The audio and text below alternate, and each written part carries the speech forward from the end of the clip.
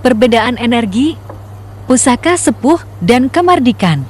Hello guys, Secara ilmiah, apa kabar? Part 1.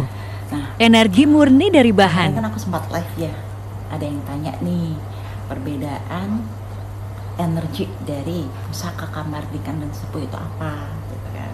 Nah, yuk kita bahas sekarang guys.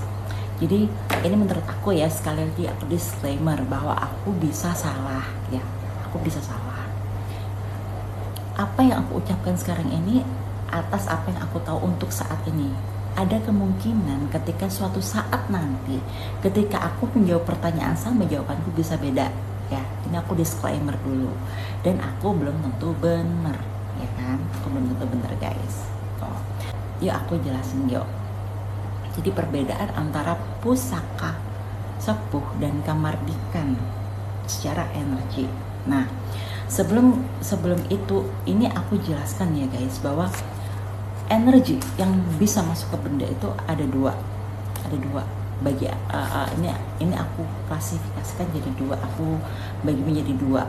Jadi energi yang memang dari bahan dan energi yang memang dimasukkan ya, energi yang murni dari bahan dan energi yang memang dimasukkan ya. Kita bagi dua itu dulu. Nah oke, aku mau jelasin yang pertama dulu. Jadi energi yang dari bahan begini guys.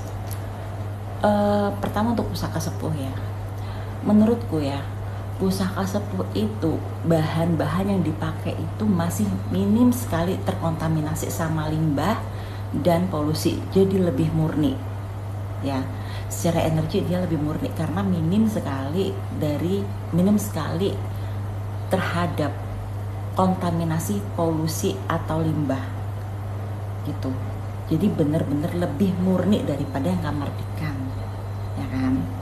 Kemudian setelah itu, ketika bahan-bahan itu sudah ditempa menjadi suatu barang ya kan, barang tersebut, ini aku jelasin bahwa semua benda itu punya energi, semua benda itu punya memori guys. Nah, apalagi ketika benda itu sudah bahan-bahan tersebut dijadikan suatu benda, menjadi suatu benda yang kompleks ya, seperti misalnya keris atau tombak, nah atau senjata zaman dulu lah seperti itu. Benda tersebut itu menyimpan memori dari masa ke masa. Serapan energi alam dari masa ke masa itu lebih banyak dari kamardikan ya kan, karena rentang waktunya lebih panjang, lebih tua. Jadi serapan energi, serapan peristiwa yang dialami benda tersebut itu lebih banyak gitu. Itu bedanya. Makanya ada yang dibilang pusaka tindih, karena secara bahannya, ini aku belum energi luar ya, tapi ini masih energi dalam bahan itu sendiri ya, besi dan kawan-kawannya itu aja dia itu sudah menyimpan banyak memori dan banyak serapan energi alam. Jadi dia tuh menyerap energi alam, kejadian-kejadian yang terjadi di alam.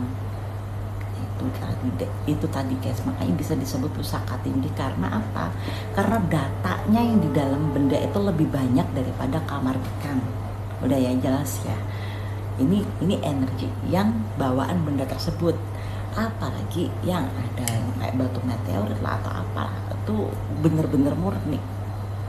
Misalnya ketika batu meteorit itu mengandung radiasi radioaktif kayak atau apa, itu lebih murni daripada yang kamardikan, karena bahan-bahan waktu dulu itu masih minim sekali terkontaminasi sama limbah dan polusi gitu. Kemudian yang kamardikan ini berarti energinya lebih sedikit dong. Belum tentu. Kalau secara energi dari bahan memang iya guys, tapi bisa jadi ini lebih besar energinya ketika itu ada energi dari luar yang masuk. Nah, yuk kita sekarang bahas ke energi yang dimasukkan gitu.